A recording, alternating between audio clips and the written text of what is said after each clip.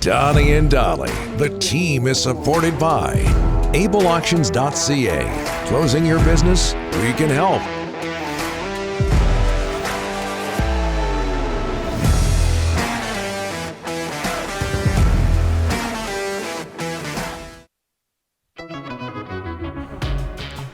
I don't know where to begin when it comes to the Delaney's OK Tire & Langley. It's on fire.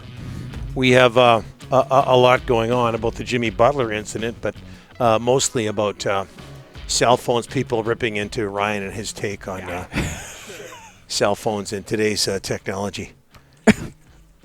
Let's bring things back down to earth. And for that, we call on NHL analyst and co-host of the Bob McCown podcast in the wake of the Canucks' shocking 3-1 victory over Colorado last night, John Shannon. John, thanks for doing this, sir. How are you? I'm not sure I'm going to bring it down to earth. I can't believe that you're my grandfather today, Donnie. Oh, that's it. Come on. Come on. It's 2022, man, not 1922. Are you telling me the world is better now with all this technology, all these phones? Come on, John. No, it's better. It is. Our lives are better. You just have to know how to manage them. You know, as I tell all my friends, we were great children. We're brutal parents. Yeah, no, that's the irony here of my argument is it's my generation, our generation that started all of this. Yep. Who came up with it all. We screwed it. We screwed it up, baby. Yeah. Okay. Do you buy? And this is how the argument started, or the discussion started. Do you buy Bruce Boudreau's belief that some teams, like the Canucks, get adversely affected by pre-deadline trade rumors? I think that there's a percentage of truth to that. The two things, and by the way, clip number four, the JT Miller. Okay.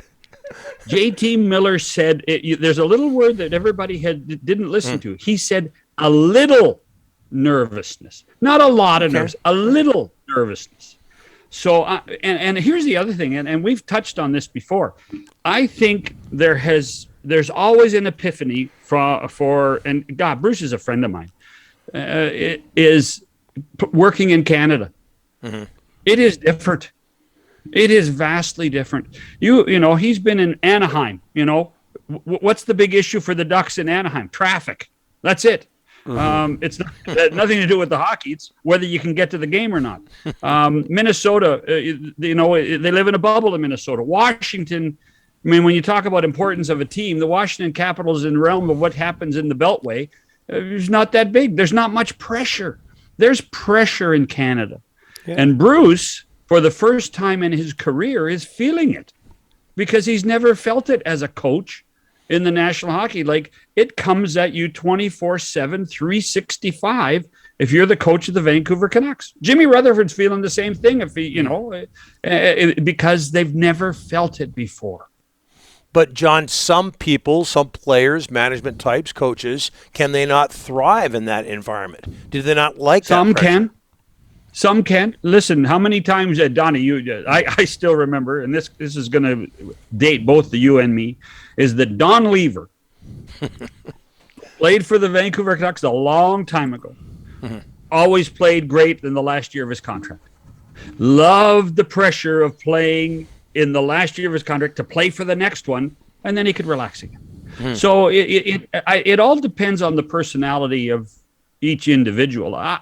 Do I think that it's a distraction? Sure, but hey, get your head out of your butt. Mm-hmm. You know, play the games. You go. There's a time. There's a time. I mean, they are professional athletes and get paid very well to play focused on the ice. Now, that said, and we had Kelly Rudy on the podcast last week talking about this, is the pressure in the end, and again, both of you guys have seen this when you're around the Canucks before the pandemic, particularly, families.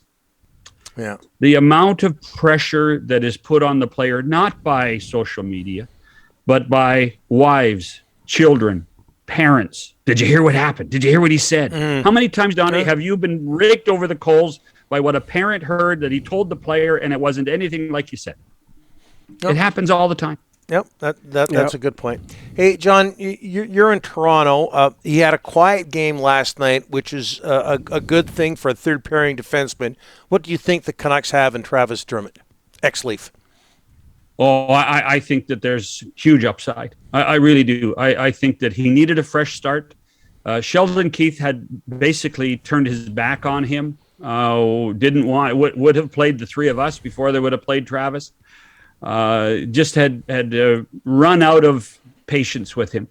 But that doesn't mean he's not a good player. He is a good player. He has huge potential. I think in the end, he will be a positive long-term defenseman for the Vancouver Canucks. John, we didn't see the fireworks at the trade deadline on Monday. Besser, none of the big names moved, but could we see some in the summer? Your thoughts on looking ahead to the draft and July 13th and possibly this roster looking totally different? I don't know about totally different. I think you have to, define the core, Rick. That to me is the big thing. Yeah. And I think, I still think Brock Besser is on that cusp of, is he in the core? Is he not in the core? Does he fit in with the flat cap? Those are discussions that are going to have to happen all along the way with what these guys are going through. Where does Bo fit in? Obviously, and we've talked about this ton. I'm a big believer in signing JT Miller long term. So those are key things in all of this. I think it's a little premature to think that they're going to blow the whole thing up.